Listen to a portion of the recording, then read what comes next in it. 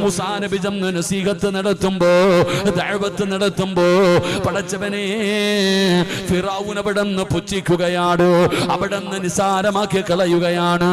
ആ ഉപദേശം കേട്ടിട്ട് മുസ്ലിമായതാരെന്നറിയുവോ?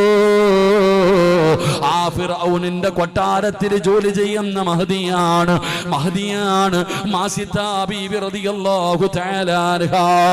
മാസിത്താ ബീബി റളിയല്ലാഹു തആല അൻഹാ. അറിയുമോ പെങ്ങളെ ആ മഹദി ആരാണെന്ന്?